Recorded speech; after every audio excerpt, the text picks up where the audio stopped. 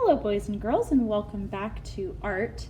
This week we are inspired by the artist Henri Rousseau, and he created lots of jungle plants and animals, and so we're going to create art just as he would with a lion in a forest with lots of plants and leaves and flowers around our lion.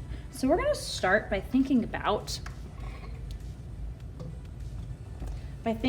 different shapes for our lion. So we're going to start by using a crayon and drawing a nice big triangle.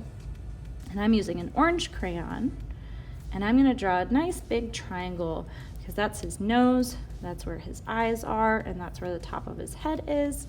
And then we're going to make another triangle that goes from his nose down to the bottom of our paper.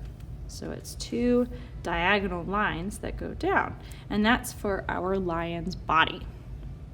And we can draw a big, long, oval shape for the tail for our lion if we want to. Then we're going to add some ears, which are two triangles, and our lion needs a mane that goes around it.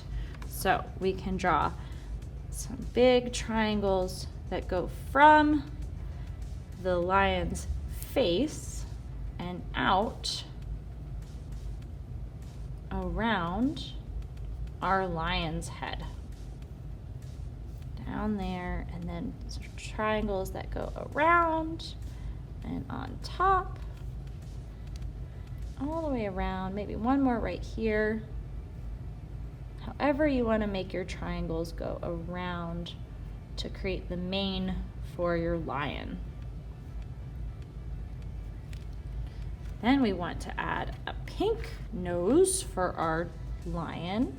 So that's going to be right here. So it's just going to be a line that goes across and creates a little triangle at that area where that triangle tip comes together.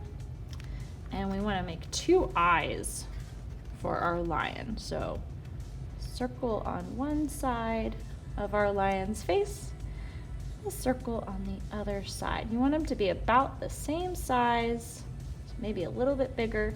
And I like to do two curves, so a curved line at the top, curved line at the bottom, same thing on the other side, and then color that in to create the eyes for our lion with some little white spaces that reflect the light for our lion's face. And then we can add some diagonal and some straight lines for some whiskers that are coming out from our lion's face. And we can draw two straight lines for 1 foot and two more straight lines for another foot for our lion. Now I'm using orange. We think about kind of like a yellow color for lions, but I did an orange outline so that when I go to paint in the rest of my lion, I can see that outline a little bit more clearly. Now I'm going to place my lion in the jungle. So I'm going to draw some leaves that go all the way around the edge of my paper. And my leaves are going to be like a big curved line, and then it's going to have a point at the top, and it's going to come back down. And I'm going to draw a line straight down the middle. I'm going to do that all the way over, all the way around my paper. So a curved line on one side and a curved line on the other side and a straight line down the middle. Curved, then curve, and then straight, curve, and then curve, and straight, all the way around. And if we make a mistake, we turn it into something else. We keep trying. We can color it in with our crayon if we want to. It's up to you how you want to fix your mistake, but mistakes mean that we're trying and we're doing our best. And it is a-okay to make a mistake. No worries about any mistakes. I make mistakes. I made a little mistake there, but I turned it into the rest of the lion's mane. And I think that looks great. So now I have the leaves that go all the way around. Now I can add some flowers. So I'm going to use some pink, and I'm going to draw a circle. And then around that circle, I'm going to draw a big, long oval. And that's going to be for the petals that are going to go all the way around. And some might go off the page, and that's okay. That happens. And I don't just have to use pink. I can use any color that I want. I can use purple or red or orange or yellow, whichever colors you want to use for your flowers that go in between your leaves. So every leaf is going to have a little flower that goes in between.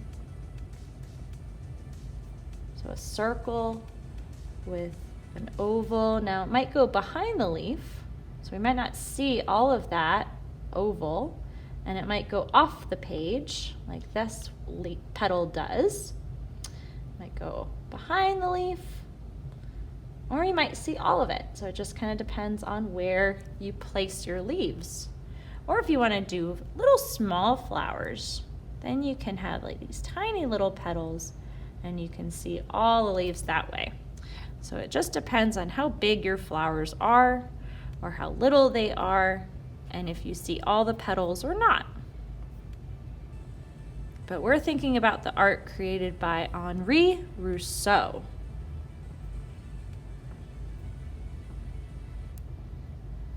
And one more flower.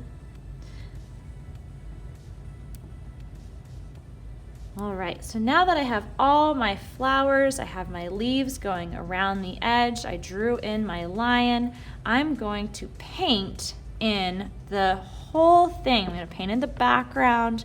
Now I want to think about a color that maybe purple or blue for my background, and since I did orange on the outside, maybe this will be yellow, green on the inside. My flowers don't have to be pink, but if I want them to be pink, I can make them pink. I can make the inside yellow or orange, however you want to paint in the rest. But we are going to draw everything in, and now we are going to paint it in.